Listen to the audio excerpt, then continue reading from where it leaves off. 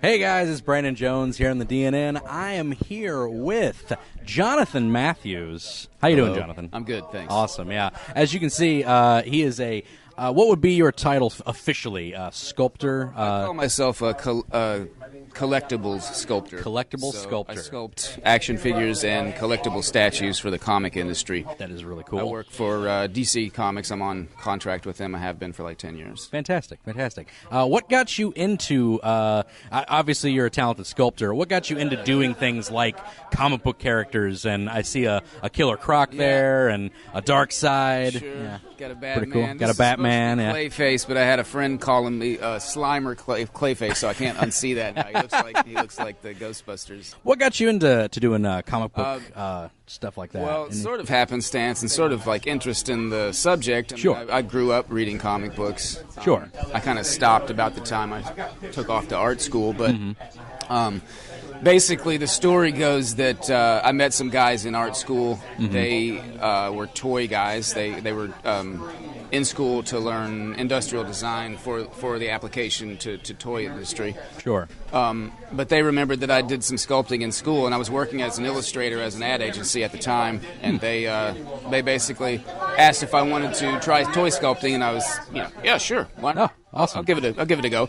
So basically, since that project, I haven't looked back. I loved it immediately. Wow. What was that first project? Do you remember? It was an action figure from a comic book by Tony Daniel, an old one. It was called The 10th. I don't know if you remember that. Oh, The 10th, yeah. I do remember that one, yeah. And so, yeah, it was Elastic, one of the monsters from that. It was like this kind of long, skinny guy. Interesting. Maybe he stretched. I don't know. Yeah, Anyway, something about it. Yeah, something like that. But no, this company called Rosaris did these figure 2-packs based on Tony Daniel's comics. So there was a monster and a lady in the pack, and I did the monster for Elastic. So Nice. Very nice. First one I ever did. Cool. The toy company offered me a job like soon thereafter. So Nice. since then I've been doing it. Very cool. Is there any subject matter you like to tackle most? You said you like Batman. You mentioned Yeah, I like beforehand. Batman a lot. Yeah.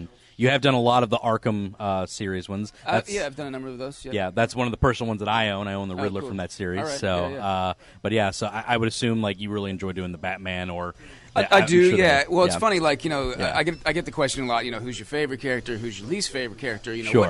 What do you hate to sculpt? And one of the things I hate to sculpt is a cape, actually. Oh, really? Well, there you go. Because I'm superhero sculptor. But, Right, yeah. I'll put as much energy into a cape a lot of times as the rest of the figure. Absolutely. Despite that fact, yes, I still like Batman. Well, there you go. Even though he's got a big scalloped cape Well. that takes a lot of time. But. It's the amount of brooding that you kind of can Exactly. lay into the sculpt, Exactly. so it helps out with the Yeah, cape and afterwards. I've done so many Batman over the years, like sculptures of Batman. I'm still not tired of it. Right on. You ever sculpt one with a giant smile, just to switch it up a little bit? Really good question. No, I never have. You should do a Brave and the Bold Save edition. that for the Joker, I guess. There we go. So, what series? I think because you've done a lot of different series of sculpts and sure. stuff like that. What series did you really enjoy working on the most? I think. Well, a lot of the I guess they call them artist series. I like those because of the variation. A lot the same as like the Batman Black and White. They're all based on a different comic artist's interpretation of the characters. So, it affords me the same luxury really to try someone else's style on for a little while. More recently here, of course, we got the Greg Capullo line that's been really popular. Those have been fun to work on. I've got an upcoming line based on Jay Lee, the comic artist, Jay Lee's stuff. Those are really challenging. I love the guy's artwork, so it was also fun for me to take a crack at interpreting him. I'm really curious to see how they came out in production, because it's one of the rare opportunities that we took to paint on shadows. So, Superman, for example, his whole torso is not just a solid blue.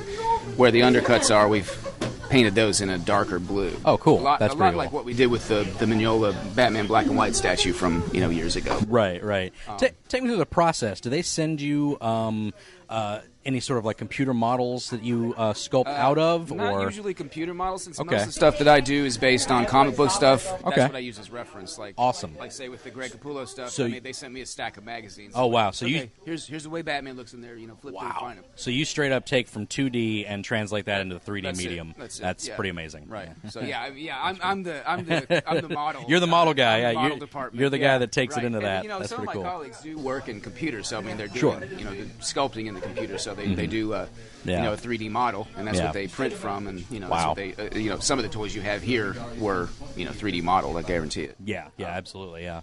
I would assume, but yeah, that must be cool in the process of like not really knowing exactly how it's going to come out after paint and everything, and Yeah, after totally. production, You're right. stuff I like mean, that. you know, because what I turn in for a project is I turn in, actually I turn in castings. This stuff here Right, is yeah, the that's- original wax that I sculpt out of. Sure.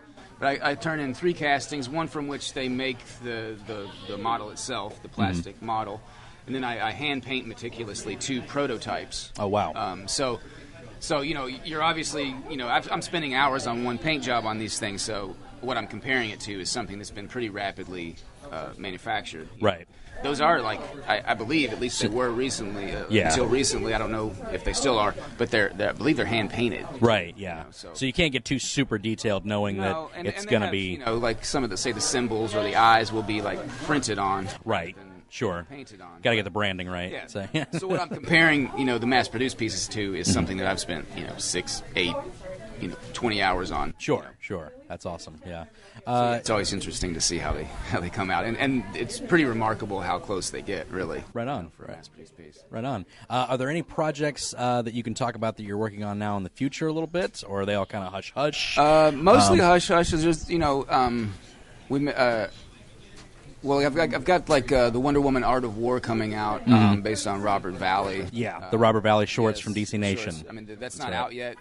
Right. But I mean, I worked on it quite a while ago. It's an interesting process. It takes actually a long time for the sure. toy to reach the shelves. When I'm finished with it, it's usually like a 9-month process or so. Wow. Yeah. So in terms of new to me, you know, most of the stuff I'm working on now, all the stuff I'm working on now, I can't talk about. But, Right. Yeah. the Robert Valley one coming out, I think, is an interesting piece as well. Awesome. Also fun to work on because it's so, you know, atypical. Yeah. Stylization. You know. Yeah. It was very